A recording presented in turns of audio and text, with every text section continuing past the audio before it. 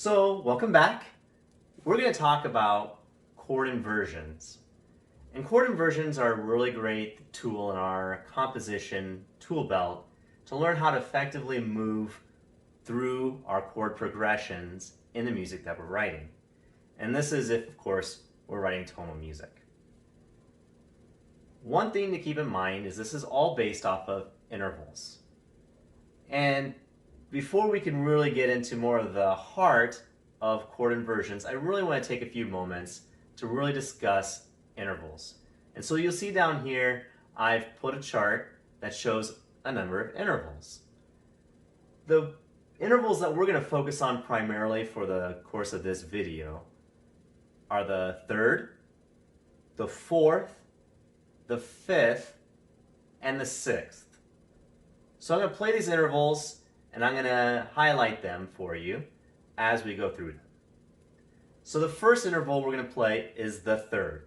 This is what builds up our triads. This is what builds up our chords. We stack thirds essentially to build our root chord. So I'm going to play a minor third first. And this is going to be the notes C and E flat. And this is a third, kind of has a minor sound to it. Now I'm going to play a major third, which is the root of our C major chord, which is C and E natural.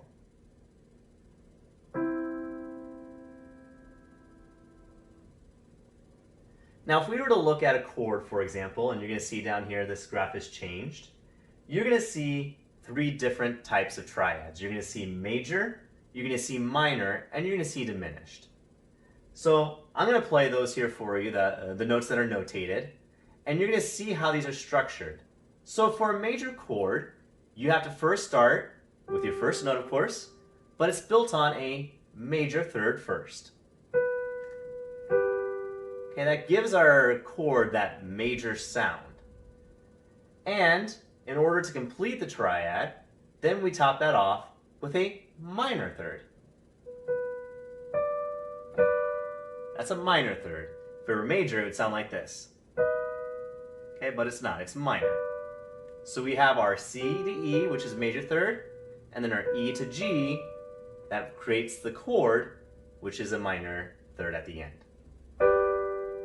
Now we have a C major chord, or a G major chord. Now if we want to make this minor, we actually flip our thirds. So instead of having a major third to start our triad, we're going to start with a minor third. So C, and then B, G, and then B flat. Okay, and that's our minor third. That makes our minor chord. And then, to keep with that fifth, to make sure that we still have this perfect fifth here, we have to then build it with a major third on the back end, which is our B flat to D, which is a major third, as opposed to a minor third, which would be a D flat, which sounds like that. But we're looking at a major third. So our minor chord starts with a minor third and finishes off with a major third to make our minor chord. And as we discussed in a previous video, a diminished chord is actually two minor thirds stacked together. So it's our, in this example, G to B flat, and then our B flat to D flat, and that gives our diminished sound. Now let's say what we don't have on this graph is we want to make an augmented chord, and we haven't talked about augmented chords, but an augmented is, instead of being diminished, which is shortened, it's actually lengthened. And in order to do that, we actually stack two major triads together. So in this example, it would be the G and the B natural, just like a major chord. But now, instead, we're going to add, instead of a D to finish the major chord, we're going to make it a D sharp. And that gives us an augmented chord. So the third interval is a really important interval for our ears. It really is the basis of tonal music. And what you're going to see as we look at in relation to the sixth, because we're going to now move to the sixth on this chart, so the chart has changed as you see. The sixth also has a minor and major. And when I say they're inverted, I mean to say that if you were to play the same notes in a sixth, and you were to move it up, which we're going to see, you're actually creating a third. So let's just start with what we have notated. We're back into C major, and we're going to play a C and an A flat, which is going to be a minor sixth. And that's the sound of a minor sixth. It's still rich in quality and sound. There's still a lot in there because it's just basically the inversion of a third. So if we have a minor sixth, I want you to think for a second before I show you, what do you think that would make our third? All right, now that you had a chance to think about it, if you guessed or thought a major third, you'd be absolutely right. So if we took that A flat and a C, we now have a major third. And so a minor sixth, actually when made into a triad, makes a major third. A little fun thing about music. And the sixth is a super important part of tonal harmony. Now let's do the same thing with a major sixth. So we're doing, if we're in C major, we're not changing the key signature in any way now to make a minor sixth. It's going to be C and A natural. Again, very pleasant. And so if we had a minor sixth and we inverted that to a third, we would get a major third. You could probably guess that if we have a major sixth, if we just move that from an A to a C, instead of a CA, but an AC, we would have a minor third. And in fact, that's what we have. If we were to make that major, we'd just make that a C sharp. Aha, hear the difference? Okay. So the third and the sixth are really the most important intervals in tonal music. Now, we can't leave out the fourth and the fifth. And the fourth and the fifth are more perfect sounds. We usually denote those with a P in a lot of senses, specifically when we're looking at the fifth, because it's perfect, it's a very open sound. But I first want to play a fourth for you. There's no minor fourth, there's no major fourth, it's just a fourth. Now you could make it augmented or diminished. Certainly you can go that route with a fifth. Fourth, you could make it augmented. A diminished just makes a major third. So with a fourth, it's going to sound like this. And this is C to F. A lot more open. Still got a little bit more color. And if you were to do this in succession, you kind of have a pretty good sound. But really when you're talking about writing music, you don't want to move in fourths. It really doesn't give you the rich tones and the rich sounds that you're looking for in a solid composition. Really, that's going to be moving between seconds and thirds and sixths, but not fourths.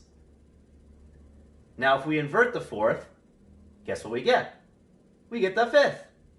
And so if I were to take a C and an F, and then I were to flip that and do an F to a C, now I've got a perfect fifth. And a fifth is perfect, but it's really, really open and it's really, really plain. And without the third in there to make a complete chord, so FAC for example, which is an F major chord,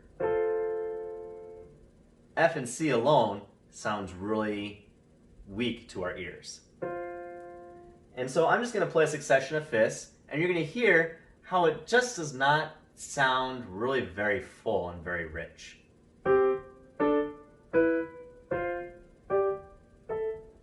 And so we call this fifth in parallels because it's moving in the same direction and it's successive, meaning there's a fifth and a fifth and a fifth and a fifth and a fifth. And in music writing, and in particular, especially when you're looking at vocal writing, parallel fifths, complete no-no. Parallel fifths are really kind of the beginner's mistake when you're writing music. And when you're looking at multiple parts in a piece, especially in vocal writing, they can come up in different voices. So if you're thinking about vocal writing, for example, you have your bass, you have your tenor, you have your alto, and you have your soprano. So you have 4 layers of voices and 4 notes moving against each other. And parallel fifths can be hidden. So you might have a bass and an alto note that are actually moving in parallel fifths without realizing it. And so these are areas that you have to work out and learn to work around when you're doing proper voice leading. Now, when you're doing more of an instrumental composition, you're not really doing voice leading, you're not really working with, say, a trio or a quartet or a quintet of instruments where you have to really concern yourself with these parallel fifths and also parallel octaves. When you're talking about voice writing, you just don't do. When you don't have to contend with that, but you're doing a solo instrument, it's not as much of a big deal. But we still avoid blatant, perfect fifths moving in parallel, moving in the same direction. Now, diminished fifth, we've talked about that, the devil's tone or the tritone. And so a diminished fifth would be that C, and instead of a G, it would be a G flat. And that makes the basis of our tritone. And as we just learned, a tritone, if we make it into a chord, is going to be two minor thirds put together. So C to E flat, and then E flat to G flat, and we've got that really nice sound, which is what we call dissonant. And when we use dissonance, we use it in fun ways, especially in tonal harmony, and as we advance our musical vocabulary throughout the history of music, especially when you get to more the 20th and 21st century, dissonance is actually used as a pleasing tone to really give more of a different sound to your music that's not what we expect in our ears. And when we go into more of a tonal mode after listening to dissonance, it really sounds pleasing, and it's just like a breath of fresh air, like, oh, spring. So that's really the basis of intervals. The next section I'm going to show chord inversions, which are based off of that principle of fifth and sixth. So I'll see you there.